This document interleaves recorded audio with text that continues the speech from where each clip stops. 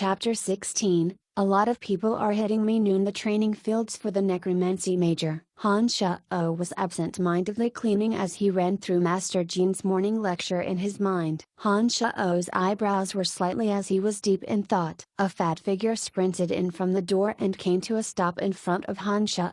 Jack panted heavily as he said hurriedly, "Bad news, Brian. Carrie and Borg are coming to get revenge on you." Han Shu was a bit unhappy that his thoughts had been interrupted. He frowned upon seeing Jack's panicked face and asked, "What going on? Didn't I beat up those two idiots last time? What do they want with me again?" "I don't know, I'm not sure either. I only heard that they're in pain because they ate something this morning. Their faces are all green. They're yelling about getting revenge on you. Even Lisa's looking for you." Han Shao still felt a bit of pain when he touched his back, but it felt a lot better than it had last night. The magical yuan had eventually fully enclosed the dark green fighting aura within his spine and seemed to be shrinking slowly. This gave Han Shao a small bit of comfort. "Don't blame me since you've come looking for death." Han Shao coldly snorted and tightly grasped the broom in his hand as he looked towards the door. Jack still wore an anxious expression on his face as he rent his hands. "Brian, it's different this time. Carrie and Barg got a few helpers and they don't seem to be errand boys from the necromancy major. They're all really tall and strong. Hurry and run." "Damned Brian, how dare you plot against us? I'll make you pay today." Carrie's voice had already traveled in from outside as Jack was urgently trying to convince Han Shao to run. A crowd of people had already blocked the training field doors by the time he'd finished speaking. Carrie and Barg really did have green faces, and Borg yelped as soon as they had walked in through the doors. He clutched his stomach and his body spasmed for a while. He vomited a black and gooey liquid and his breath immediately smelled of a bitter sourness. Carrie's already green face looked even worse after seeing Borg spit something out. His stomach also seemed to be in pain as he coughed into his hand but couldn't vomit anything despite wanting to. "Brian, what did you tell Lisa to refine?"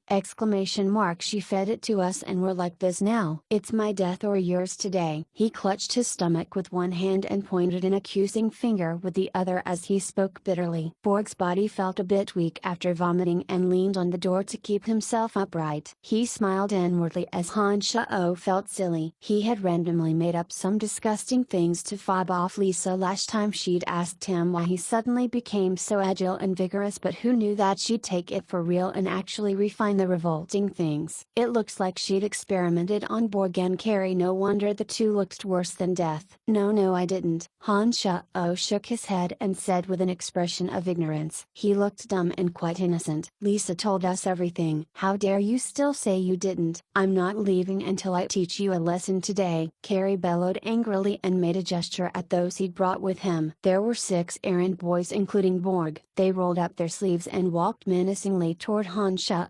Apart from Carrie and Barg, the other errand boys were from the Department of Dark Magic, but they didn't quite measure up to Jack's description of being tall and strong. They were tall alright, but the tall ones were stick thin. There were strong ones alright, but they weren't as tall as Han Shao. On a whole, the tall ones weren't strong and the strong ones were tall. Their fighting ability probably didn't amount to much. He flexed his hands but still wore a dull expression on his face. An uncontrollable desire to rage and vent grew in his heart and seemed that it would only be appeased by beating all of these people into the ground. This desire came swiftly and unexpectedly, and it filled Han Shao's mind within the blink of an eye like an incantation spurring him to action. Han Shao's personality had always been rather passive and very rarely took the initiative to offend someone. He hadn't dared get into trouble by being too cocky, but with his strength and speed now it was very likely that the fallout would be severe if they fought. Han Shao wasn't willing for such a development to occur, but he didn't seem to have rational control over his faculties at the moment. This feeling was the same as the situation when he'd faced Lisa in the training fields last time. All rational thoughts had been abandoned and he took action according to his heart's inner desires. It was then that Claude's fighting aura had finally been digested by the magical yuan. The situation was the same today. The magical yuan had enclosed Claude's fighting aura and his inner desires were strong beyond belief. He turned to see a cowering and shaking Jack. There were no more traces of honest dumbness on Han Shao's face. The look from his eyes was as sharp as twin knives with a streak of a gambler's fervor. He handed handed Jack the broom handle and said coldly, "Hold this. Stick anyone who dares hit you." He paused, pointed towards the sharp end of the metal broom and said lightly, "Use the sharp edge." Jack was frightened by Han Shao-Oh's current attitude and stared at him dully with both legs trembling. The current Han Shao of now was cool, calm and collected, without a single trace of Brian's cowardice and timidness. Han Shao shoved the broom handle into Jack's hands and turned with a familiar honest silly look on his face. He instinctively cowered and wailed, "No, don't hit me." "We're going to do just that." The 6 people all rushed in together, punching and kicking with force, attacking Han Shao's entire body. He held his head with both hands and backed up fearfully at first. When he had taken 3 steps backwards and arrived next to Jack, it was as if he'd suddenly lost his mind and he barked out a few howls. He rushed towards the 6 people like a bull gone wild. Carrie was out in front and his upraised right foot halted in midair as he didn't dare complete his stomp. His heart skipped a beat as he was reminded of what had happened the last time Han Shao lost his mind. Although just because Carrie didn't kick him didn't mean that Han Shao would let him off that easily. Han Shao felt the magical yuan churn with increased speed as he ran. It looked like the same thing was happening again as the magical yuan started to digest the dark green fighting aura that Eric had left behind. At that moment Han Shu only had one uncontained thought, and that was to mercilessly beat everyone in front of him into the ground, regardless if they were still breathing or not. He spread both hands and caught Carrie's upraised foot like lightning. He lifted it up and sent Carrie flipping backwards, landing with a huge thump and grimace of pain. His teeth made close contact with the ground and blood was already forming at the edges of his mouth. The 4 who had come to help Carrie and Borg were dumbfounded by Han Shao's about face. Their leering faces froze and their expressions became a bit odd. "Don't be afraid, he's just one person. We've got 6 on our side and can beat him to death even if we hit him randomly." Borg lifted his chin and said suddenly as he brought a wooden stool out of nowhere. He gave a great yell and came crashing toward Han Shao. The 4's flagging confidence was renewed upon hearing Borg's words and their expressions shifted back again. They slowly took out short wooden staves from behind them and followed Borg's lead in rushing toward Han Shao's head. They'd even prepared weapons. Han Shao narrowed his eyes, sprang off both legs and dodged to the side as he saw that Borg's stool was about to hit him. Crash! The stool hit the stone floor and its legs wobbled from the impact. It didn't look that sturdy anymore. Borg gave a light "eh?" as a shocked expression made its way onto his face. He hadn't anticipated that Han Shao would be able to dodge and make his strike land on empty air. Pow! A quick fist smashed into the bridge of Borg's nose and a bloody flower formed. Borg's head drooped as he staggered backwards, the stool slipping from his limp hands in his pain. His head lowered with a low laugh. Han Shao grabbed the stool that Borg had dropped and turned to be ambushed by a short and stocky red-haired boy. The wooden stave whistled through the air and the wooden stool was suddenly raised to catch the stave just as it was about to hit Han Shao's head. One stool leg in each hand, Han Shao felt the magical yuan in his spine churn increasingly faster. He could clearly feel the enclosed fighting aura continue to disappear, resulting in limitless strength entering his hands. He grasped the stool legs firmly and all of a sudden tore it apart. The entire stool was torn into half and Han Shao kicked out with his right foot as he held the 2 halves in his hands. He connected solidly with the guy's lower abdomen, with the latter's face immediately turning white as he stooped on the ground in pain. Han Shao wasn't about to let him off that easily. The former was reveling in his bloodthirsty feelings and only wanted to full vent it out. Both of his hands started working at the same time, crashing the halves of the stool down onto the red-haired guy's face. Blood splurted out from his forehead at once as it dyed the stool halves red. "Hurry and stop him. That damned crazy kid will kill Alva." Borg screamed in terror as blood streamed out from his nose like 2 worms thanks to being flattened by Han Shao's fist. Even Carrie was struggling to pull himself up. Despite being struck with terror, he still shakily raised the pre-concealed wooden stave and rushed toward Han Shao with the others. Philippula. A violent series of collisions rang out. Watching from the sidelines with bent legs quivering in fear, Jack watched Han Shao incredulously. He only saw Han Shao raise the halves of the stool and bring them down on people's noses. Blood trickled down their faces and the tops of their heads after only a moment. At this moment Jack was stunned, silly, completely floored by Han Shao's coldly cruel methods. He never would have thought that the typically timid and accepting Brian would one day display such a violent and savage side inside of himself. Just as Jack was stupefied, Eric's fighting aura had finally been digested by the magical Yuan during the fight in which Han Shao had indulged his every whim. It was then that Han Shao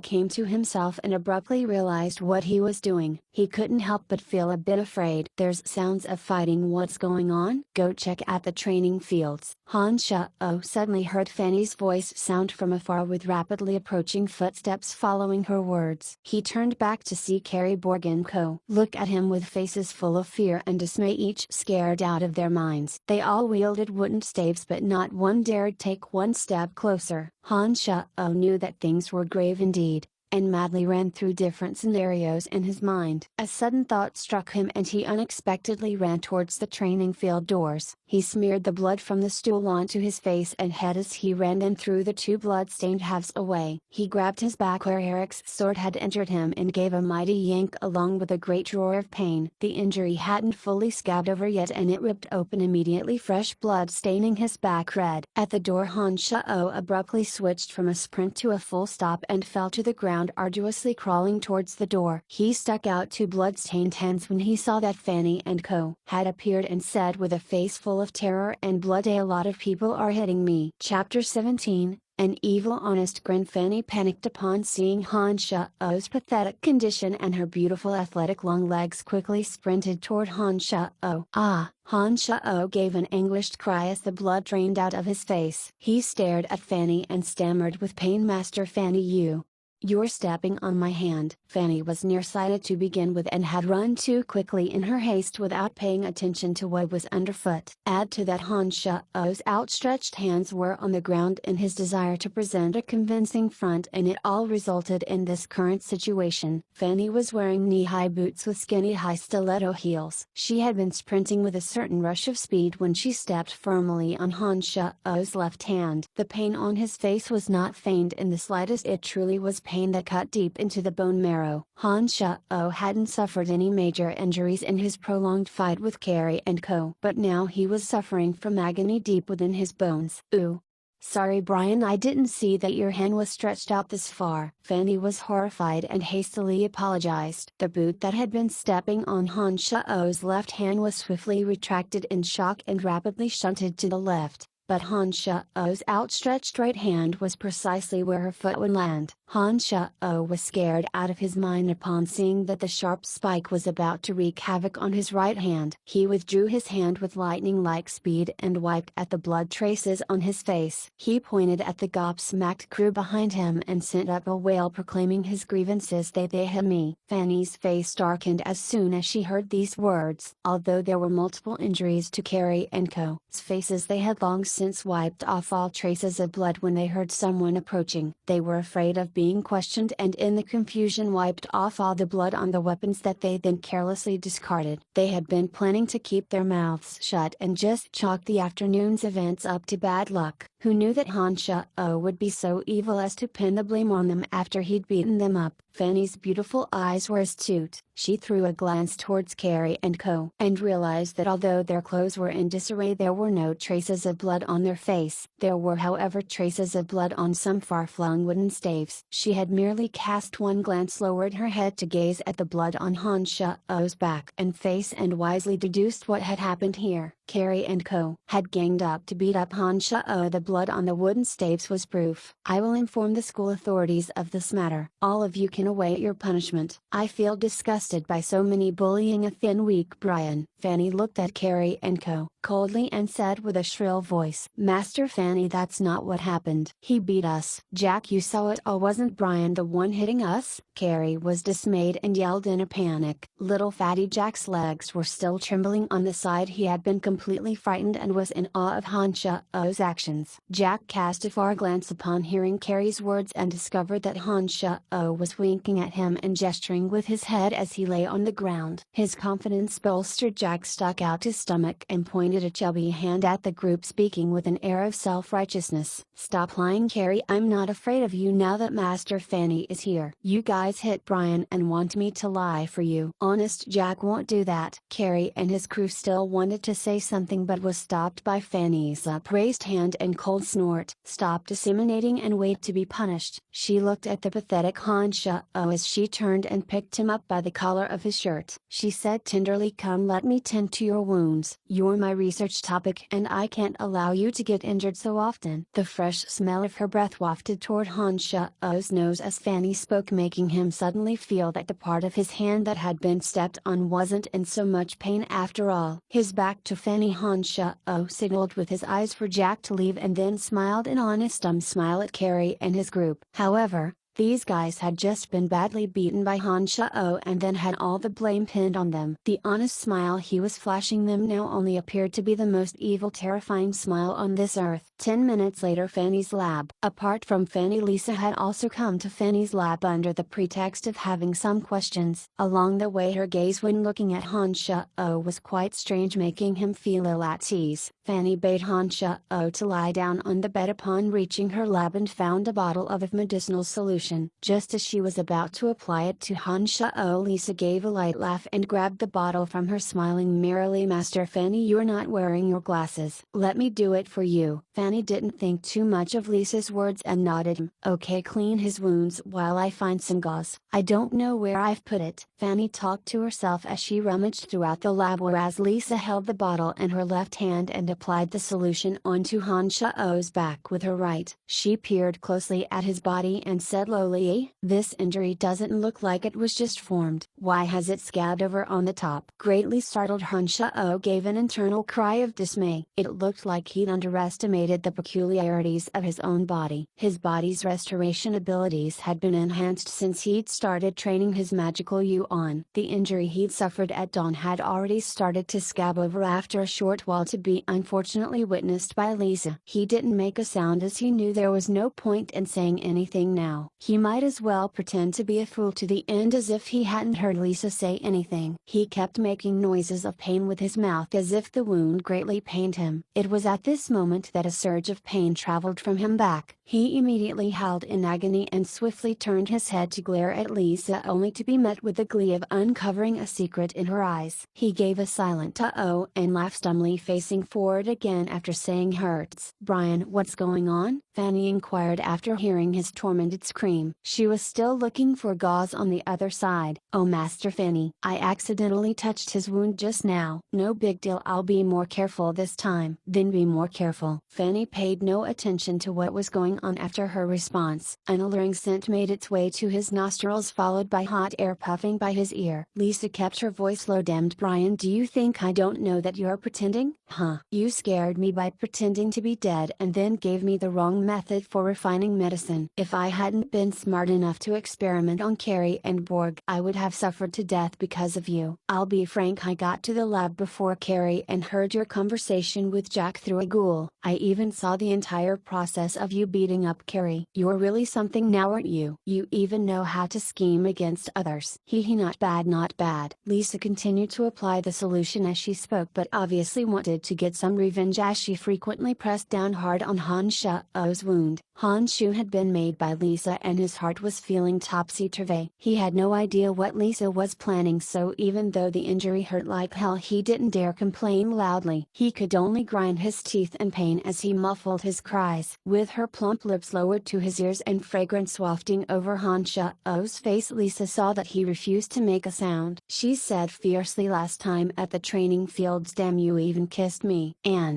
And touched me there. I'm not letting you off that easily. I'll be waiting for you at the fake mountains behind the classroom building tonight. You're a dead man if you don't show up." She pressed down hard one last time on his wound after delivering her line, smiling in proud vindication when Han Sha-Oh grimaced with a low moan of pain. She then walked to Fanny and handed over the bottle of solution, saying, "Master Fanny, I've finished applying the solution to him. I've suddenly remembered that I have something to do, so I'm going to go now. I'll ask you that question tomorrow, "Oh sure, go ahead," Fanny responded diffidently, then exclaimed in astonishment, I finally found it, so this is where I put it." Fanny's beautiful legs walked her over to Han Shao after her surprise and was about to dress his wounds when she took a closer look. She wondered in bemusement how come the outside of the wound has scabbed over. Han Shao's head was facing down into the bed and was worrying over Lisa's actions. He didn't know how to face her that night. His heart leapt in shock again when he heard Fanny's words, thinking that not Fanny too. Fanny frowned but then quickly smoothed her brow, sighing in knowing wonder. "All the bruise on your head faded quickly when Fitch hit you last time. Is this all because you were hit with the agony of the soul? Oh, this is simply too amazing." Han Shao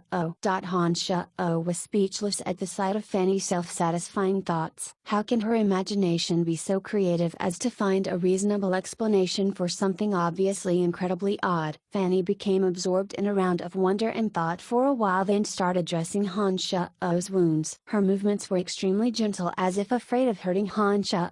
Han Shao reflected that Fanny's movements were so much better than Lisa's and was about to turn his head to thank Fanny when he noticed something by the open lab door behind Fanny. He glimpsed a tall thin figure staring at him enviously. It disappeared upon realizing that his attentions had been noticed. Fitch. Chapter 18, Please let us off the hook. Chapter 18, Please let us off the hook. Fanny did not intend to run Han Shao through a gauntlet due to his injuries. She let him go back after she'd clean dressed his wounds and saw that he wasn't suffering anywhere else. Han Shao's walk back was filled with silent frustrations and worry. He hadn't thought that Lisa would cotton onto him playing the fool that quickly. He'd played quite a few nasty tricks on her recently, and she'd originally let it all go because she thought he was crazy, but now that she knew it was all an act, she was bound to be out for his blood. He'd unknowingly made it back to his warehouse while deep in the midst of furrowed, scattered thought. Just as he was about to open the door and step inside, he discovered the two cowering figures of Carrie and Barg by his doorway. Han Shao had beaten these two the most at the training fields earlier because they were the ringleaders. Their faces were now bruised and battered, and the sides of their faces were even a bit misshapen. Han Shao's thoughts churned as he saw the two of them waiting there. He cautiously checked his surroundings, wondering how many more they had hidden on the sides waiting to ambush him, since they were already here to exact revenge. He surveyed the vicinity and squinted, staring at the two of them without saying a word. He walked slowly to the side where he usually washed and scrubbed things and chose a hard rock. He smiled dumbly and said, "Do you still want to fight?" Carrie and Borg both shuddered when they saw Han Shao come back with a rock. Carrie hastily said, "Brian, please let us off the hook. It was our fault for offending you before. We'll never do it again. Please forgive us." On the side, Borg was also staring at Han Shao with a face full of fear as he shakily fumbled out 2 silver coins from his pocket. He cowered in front of Han Shao and offered them to him. "Brian, this is a token of our sincerity. Can you please talk to Master Fanny for us? Otherwise the Academy will fire both of us. Our families are poor and completely depend on the silvers we earn from doing errands at the Academy. Please let us off the hook." So they'd come to beg and plead. Han Shao threw the rock that was in his hand to the side. The honest dumb look in his eyes faded away as he rested his 2 hands on his shoulders, lazily sizing up the 2. Han Shao smiled after a moment. "I don't want those 2 silvers." Borg and Carrie eyed each other, then looked at the completely unruffled Han Shao. They both bent down, putting one knee on the ground, and implored, "Brian, please forgive us. We won't dare do anything again. Stand up and talk, stand up and talk." Han Shao hurriedly raised the 2 from the ground while smiling. He then responded,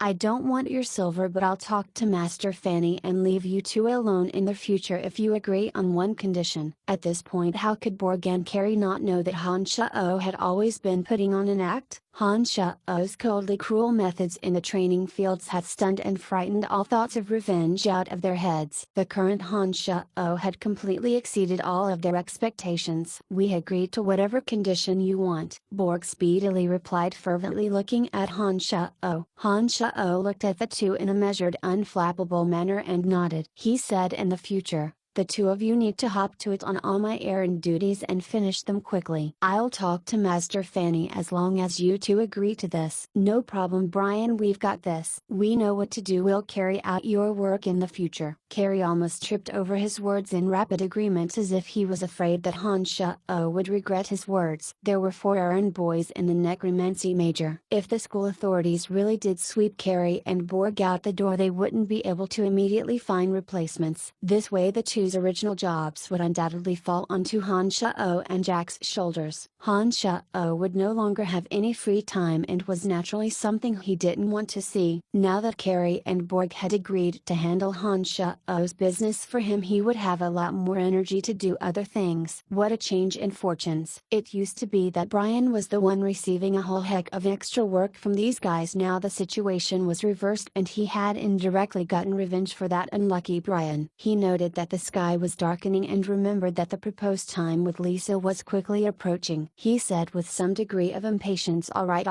I need to make a trip to behind the classroom building. You should go back if there's nothing else. Be careful in the future, keep pretending that I'm that crazy village idiot. If you dare breathe a word of what happened today, I'll beat you two so badly that you wouldn't even recognize each other if you stood face to face. Carrie and Borg cravenly nodded in quick agreement upon hearing Han Sha-O's chilly threat. Han Sha-O's brutally cold-blooded methods in the training fields had branded a deep mark on their hearts. They didn't dare think of revenge even deep within their hearts. Just as Han Sha-O was about to leave, Borg suddenly thought of something and called out, Brian, don't walk towards the back of the classroom building from the direction of the fake mountains. Lisa just directed Carrie and I to set up 3 holes with nets and tripwires. She said she wanted to test the intelligence of summoned creatures. Don't walk into them by accident. Han Sha-O was taken aback but quickly marshaled his thoughts in understanding. It looked like Lisa had made her preparations early. What intelligence testing of summoned creatures? It's just something she's prepared for me. Where did you set up the traps? Tell me in detail, otherwise I just may fall into them in the dark. Han Sha-O frowned as he asked Borg and Carrie. There was no way those two could have known that Lisa had set those traps in order to deal with Han Sha-O. Add to that their current need for a favor from Han Sha-O and their genuine fear of him. The two quickly elaborated on the locations of the 3 traps in great detail. Okay, see you tomorrow. Remember to thoroughly wipe and dust off the statues on the path to the classroom buildings. I'm going to sleep in tomorrow. Han Sha-O showily gave an order to the two and walked off without a care in the world towards the fake mountains behind the classroom building. Department of Dark Magic classroom building around a bend in one of the fake mountains. Lisa was hidden behind the fake mountain, a corner of her mouth lifted into a snicker with evil intent. Her 2 eyes sparkled with life as she eagerly peered at Han Sha-O slowly emerging in the distance. Damned Brian, how dare you pretend to be crazy and embarrass me? Not only did you scare me by pretending to be a corpse, but you kicked my butt in the training field and you gave me a disgusting refining recipe. See if I don't torment you to death.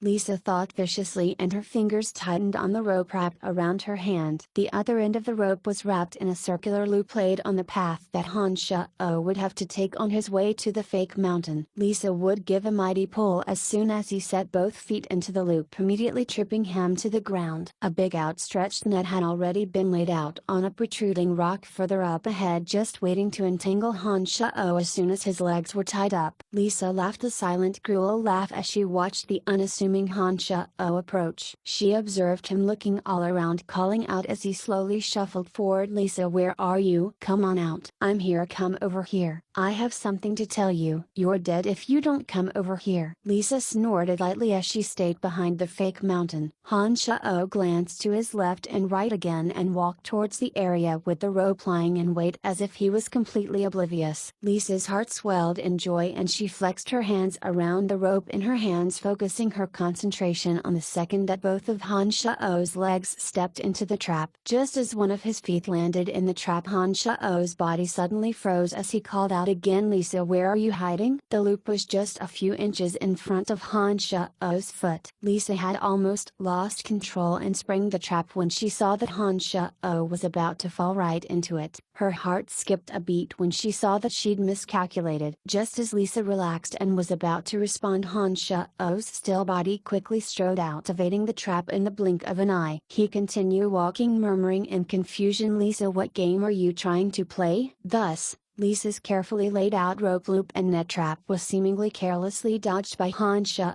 with his sudden stop and start. A wave of dejection rose in Lisa's heart and she cursed in a low voice, hating Han Shao for his good luck but never once thinking it was because he was keenly aware of what was going on. "I'm here, what took you so long?" Lisa was gritting her teeth and complained as her lithe body emerged from a crevice in the fake mountain. "Oh, nothing much. Just that my back was still hurting, so I went back and rested for a bit. Thanks for dressing my wounds today," Han Shao said without expression and walked towards Lisa. A sudden crack rang out as if fragile wooden raft had been snapped. Han Shao's body vanished from where he stood, accompanied with his panicked yell. Agony-filled moans followed shortly thereafter from a deep hole that had suddenly appeared. "Ha ha, damned Brian, you finally fell for it. See if I won't torment you to death today. How dare you play a fool and embarrass the future Archmage of Necromancy." Lisa's woebegone expression just a split second ago was replaced a wave of hysterical joy from her heart when she saw Han Shao fall into the trap. She hollered excitedly and quickly ran out from behind the fake mountain and made straight for the trap that Han Shao had triggered. Lisa laughed in proud high-pitched laughter as she walked to the edge of the trap. She brought out a stone as she cussed loudly at Han Shao, intending to stone him where he'd fallen to take revenge for her latest humiliation at his hands. All of a sudden a hand wrapped around Lisa's right ankle. Scared witless, she looked down and finally noticed that Han Shao's left hand was grasping the edge of the trap while his right hand was latched onto her ankle. He hadn't fallen into the hole at all and was, in fact, looking at her with an evil grin on his face. "Come on down," he guffawed evilly and yanked with his hand, taking advantage of Lisa's consternation. The carefully scheming Lisa pitched forward, flailing her limbs wildly while screaming in sheer terror as she shot straight down into the hole. Chapter 19 "I like you." Lisa wildly reached out in her panic and by sheer coincidence grabbed Han Shao's pant leg while falling through the air. She immediately gave a strong tug, violently swinging Han Shao's body, causing him to fall down into the depths of the trap with her. Han Shao had already quickly checked out the bottom of the trap earlier. Thanks to the moonlight, he could see that there weren't any sharp knives planted at the bottom of the trap, just a few protruding rocks, but those protruding rocks would still cause great discomfort if one fell onto them. Han Shao's heart was curiously calm with the sounds of Lisa's screams filling his ears. He didn't know if it was because he'd been training his magical yuan, but recently whenever he'd faced danger, Han Shao's first reaction was not to panic. Rather, he swiftly thought about how to resolve the crisis he was in, and this time was no exception. The trap had been hastily laid and thus was only 3 meters deep, but during the split seconds of the fall, Han Shao surprisingly still had the mental capacity to think of other things. While listening to Lisa's screams, Han Shao circulated the magical yuan that had just digested the fighting aura at a speed many times faster than normal. Han Shao made his move just as the two were about to violently crash into the protruding rocks. He snatched Lisa out of thin air, catching the girl who had completely lost her head and was screaming every which way around the waist. He whirled himself around and sacrificed his butt and back, smashing right onto the protruding rocks at the bottom of the pit. Ayo! Han Shao grimaced in pain as the wound that had been dressed not too long ago split open again. Fresh blood oozed out instantaneously. As the primary point of contact, his buttocks also hurt tremendously. Lisa hadn't suffered too much damage while being cradled in Han Shao's arms. Seeing that she was unharmed and listening to Han Shao's distressed moans, she started raking a suspicious glance over Han Shao's body, asking in extreme surprise, "Why did you save me?" Han Shao's anguished cries were silenced by Lisa's question. His face wore a sudden expression of dejection as he shook his head with a low sigh. "Because I like you." It was as if lightning had struck Lisa as soon as she heard those words. She stared at Han Shao, dumbly, completed, shell-shocked. It took her a long while to react as she pointed at Han Shao and stammered,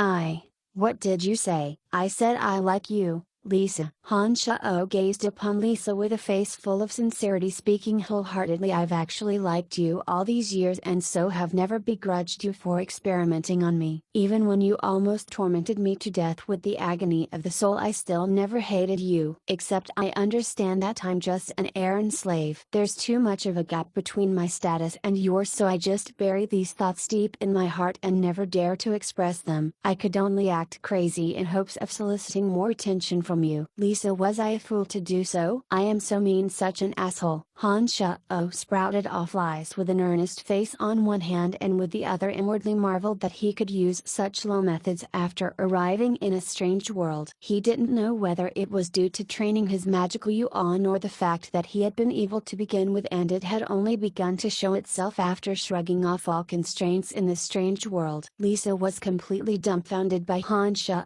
staring at him dumbly and forgetting to speak. She only shook off her stupor and hurriedly stood up when her agitated hands randomly roamed over a strip of naked thigh. When she looked at Han Shao, an astounding blush actually stole across her face for the first time. She seemed to be a bit embarrassed. Han Shao started and then lowered his head for a look. That was when he noticed that Lisa had ripped his pants when they landed. Apart from his boxers, his entire lower body was completely exposed. Lisa had actually been sitting on his naked lap just now, frantically whipping her head to the side. Lisa's voice heaved as she pouted, I don't care if you're speaking the truth or not, there's no way that I could like you. You're just an errand slave for the necromancy major. I will never have anything to do with you. I understand, Lisa, I just hope to stay in the necromancy major and gaze upon you from afar. I won't have any other fancies. Now that I've said all the words I've held in for years, I feel much more at ease. Han Shao said with a low voice and a face full of genuinity. I'm leaving. We can forget about what happened before. I won't pursue it further, but don't you dare daydream. You're only an errand slave. The two of us being together is impossible. Lisa turned her back against Han Shao and hurriedly responded as she listened to his heartfelt confession. She immediately started an incantation and summoned a skeletal warrior, commanding it to throw down the rope that she had planned to use on Han Shao.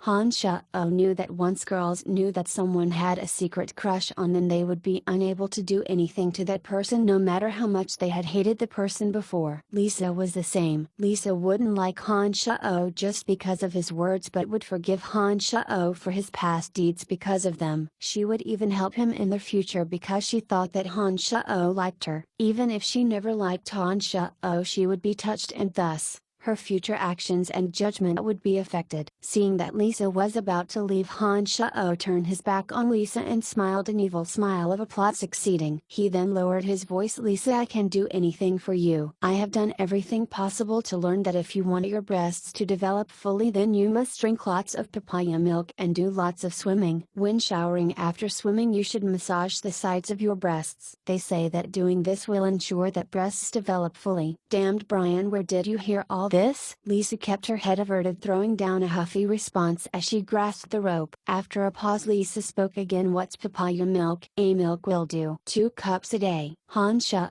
suddenly remembered that this world didn't seem to have papayas and hurriedly explained. Swiftly turning her head, Lisa flung a fierce gaze at Han Shao, speaking angrily, shut up, don't tell anyone about what happened today, and don't tell others that you like me or I'll kill you. After delivering this line, she issued an order to the skeletal warrior waiting above ground and it pulled her up. Some scuffling noises traveled down afterwards and all became peaceful again. Han Shao lightly laughed heartily after exhaling a breath, thinking that he was really become more and more evil to lie so seamlessly and flawlessly. Now that Lisa had easily let him off the hook, it testified to how wondrously effective this method had been. He snickered as he walked forward, seeing that the rope that Lisa had left behind was still there. He tugged on it and realized that the other end was most likely fastened to the fake mountain. Overjoyed, he understood that Lisa must have given him a hand out of convenience before she left. Han Shao pulled himself up the rope and swaggered back to his warehouse. Han Shao practiced magic after commanding the little skeleton to redress the wounds on his back. He felt that not only had the magical yuan grown a tad bit bigger, but it spun at a higher speed than before. The mystical glacial spell fire that he had been practicing for a while had finally progressed to circulating the magical yuan to his wrist. This pleased him greatly. Was it because the magical yuan had digested Eric's fighting aura? Han Shao Sha-O creased his brow in silent thought, thinking back to resulting circumstances after Claude's fighting aura had been absorbed last time. Han Sha-O was starting to slowly suspect that the magical yuan within his body could strengthen itself through assimilating fighting aura. Why did training his magical yuan have such a peculiar effect? Han Sha-O thought for a while to no avail and did not continue his musings. He started meditating to train his mental strength. His mind empty and clear, Han Sha-O suddenly felt distracted as he was training his mental strength. He was unable to immediately settle into his meditation as he usually did, as if something was disturbing his meditation by calling out to him. It was a bizarre feeling and Han Sha-O had ignored it at first. It was only after his meditations had been interrupted a few times that he started paying attention to this phenomenon. As Han Sha-O calmed his mind and started extending his senses, he promptly sensed that the thing interrupting his meditations was underneath the bed. The only thing underneath the bed was the handbag that had belonged to Dylan. A thought struck him as Han Sha-O reached for the bag. He withdrew the uncanny dark green jade box, perceiving the sinister cold air within the box. Han Sha-O shuddered involuntarily and began to carefully inspect the green jade box. The culprit that had repeatedly disturbed Han Sha-O's meditations was the dark green jade box in front of him. To this day he still didn't know what was inside. He hadn't been interested before, but now he had no choice but to appraise the jade box if he wanted to successfully meditate again. He picked up the green key and stuck it into the indentation on the jade box. He felt that it was unable to turn and an expression of bafflement appeared on his face after jiggling the key back and forth a few times. The key can't open the jade box. Han Sha-O was startled and began to grow mystified. He recalled last time's circumstances in great detail and thought of something. He concentrated his mental strength, slowly focusing it on the jade box. Suddenly a breath of sinister aura emanated from the box and intruded into Han Sha-O's mind, hurting his mind. Fighting back against the pain, Han Sha-O concentrated his mental strength as he never had before. Even the magical yuan within his body spun much faster than usual. Bearing up against the invasion of the sinister aura from the jade box, Han Sha-O tried a hard twist of the key again. The key turned to the right with an audible click as the jade box abruptly sprang open, revealing the contents inside. Chapter 20. Don't touch the teacher's butt. A chilly wave of aura first spilled out when the jade box was opened. The temperature in the warehouse decreased rapidly, causing Han Sha-O to shudder involuntarily again. He quickly refocused his concentration on the item within the green jade box. It was a verdant ball, its surface like an emerald winking with ephemeral green light. There was a red dot inside, like a drop of roiling blood oscillating randomly within the ball. His mind suddenly hurting, Han Sha-O only felt that his mental strength started draining expeditiously towards the ball. It felt a bit like when he was using necromancy magic. With the injection of Han Sha-O's mental strength, the surface of the ball shone with even more green, and the blood-red dot in the center abruptly let out a small strand of red light. Pain. A keenly honed dagger savagely stirred up Han Sha-O's brains. With the loss of his mental strength, Han Sha-O's mind hurt like a living hell. He had never endured such cruel agony in all his years of life. In the midst of this extreme pain, Han Sha-O should have fainted dead away, but the eerie thing was that Han Sha-O's mind was clearer than it had ever been. Han Sha-O even felt that because his mind was more awake than ever, it was exacerbating and infinitely magnifying the agony. Both of his hands clutching his head, Han Sha-O was like a wild beast being slowly cut by a million knives. He emitted a raspy low roar that didn't sound like it could come from a human. Han Sha-O's mental strength continued to slowly flow towards the round ball, along with the continuation of the inhumane pain. At this moment the tendons stood out on Han Sha-O's forehead, neck and exposed arms like multiple worms wriggling in his body. His body had started filling out a bit and his muscles were now tensed with explosive power. As Han Sha-O felt that his mental strength was about to be completely drained, the magical yuan within his body flowed from his neck to his brain. As the magical yuan entered his brain that was already splitting open from pain, the soul-searing agony seemed to increase 10 times in intensity. The mental strength that had vanished with fleeting speed into the ball came crashing back like a huge wave rolling onto shore, drowning Han Shao in an instant. He could finally endure it no more and fainted. He felt the weariness of a 10,000-kilometer march after he slowly woke up, but his brain was abnormally awake. When his eyes refocused, he took a look around and discovered that even the grain in the wooden door in front of him seemed quite clear. He gave a light "A" as the changes within him stopped him in his tracks. The last time he had felt this way was when he gained mental strength after a series of coincidences. He had also felt that his senses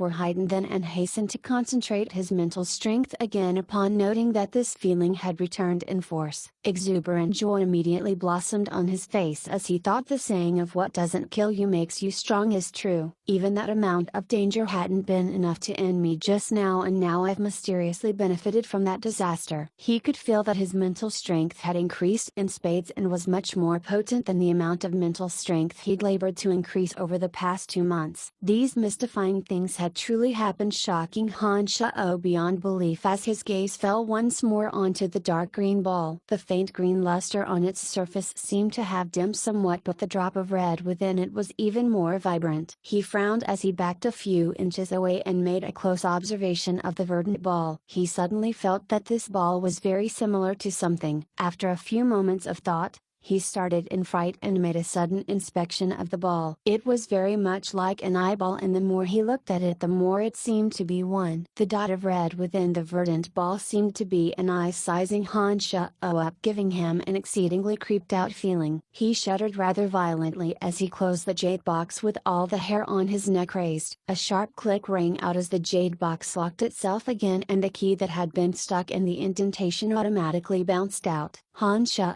shook his head as he banished the association between ball and eyeball from his mind. The more he contemplated the matter, the more he thought there was something strange about this ball. If it wasn't for the magical yuan circulating to his brain today, his mental strength would have surely been sucked dry by the ball and he would have broken underneath the inhumane pain. He would have been truly driven mad and become an idiot. But when the magical yuan had made its way to his brain, the depleted mental strength had come rushing back like a river running upstream and had even been greatly improved and increased. This made Han Shao feel that the ball was even more uncanny and unpredictable. He could vaguely feel that this ball was no ordinary object, otherwise Duke would have hardly killed Dylan for the jade box. As for the verdant ball within the jade box, Han Shao could not fathom what its purpose was, but because the ball had almost turned him into a real idiot, his heart still jumped with fear when thinking about it. He stored the jade box underneath the bed again, planning to experiment with the item inside once he had figured out what it was. The next day, Han Shao woke up feeling that his body was in much better condition than it had been the day before. He caught a glimpse of Carrie and Borg from afar when washing up. The two were cleaning the statues on the way to class. They seemed to have woken up a lot earlier than usual as they kept yawning even at this time of day. Carrie and Borg flashed eager smiles and greetings from a long ways away when they sighted Han Shao,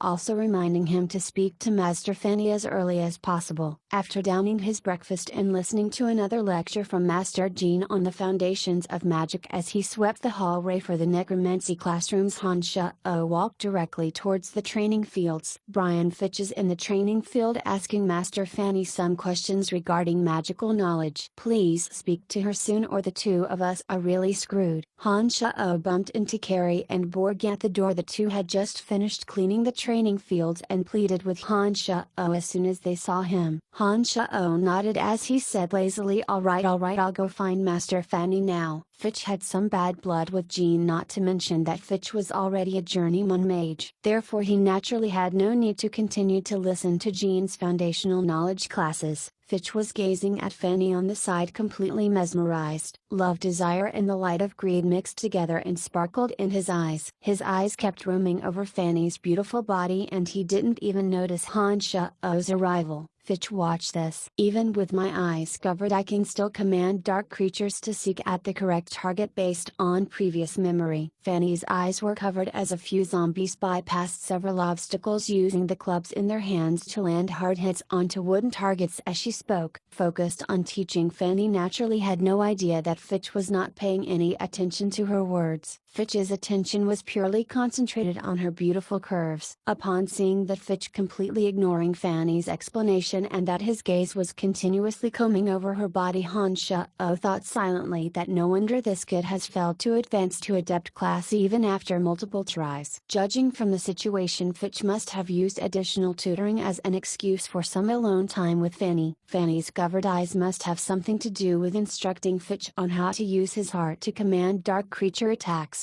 Han Shao noted quite a few obstacles in the surroundings as he walked over, carefully avoiding all of them as he moved towards Fitch and Fanny. Just as he was about to reach Fanny and Fitch, Fitch suddenly awoke from his idiotic stupor and turned his head slightly. When he saw that it was Han Shao, a hint of unconcealed disgust appeared in Fitch's eyes. Fitch followed that up with a movement of his staff and 2 lines of an incantation in a low voice. Some of the obstacles on the ground suddenly seemed to be alive as some withered, broken white bones came hurtling toward Han Shao's butt. Some ropes also tightened onto the bones and came flying with them, seeking to entangle Han Shao like a snake. Han Shao's body was a bit weaker than normal after the events of last night. His panicked dance of evasion was a bit messy, was finally tripped by a rope that suddenly appeared and stumbled towards Fitch and Fanny. At this moment Fanny was still concentrating her mental strength on directing the dark creature's attacks, and her mouth kept summarizing her actions. Although her ears caught a few sounds, she paid them no heed. Seeing that he was about to fall onto Fitch and Fanny, Han Shao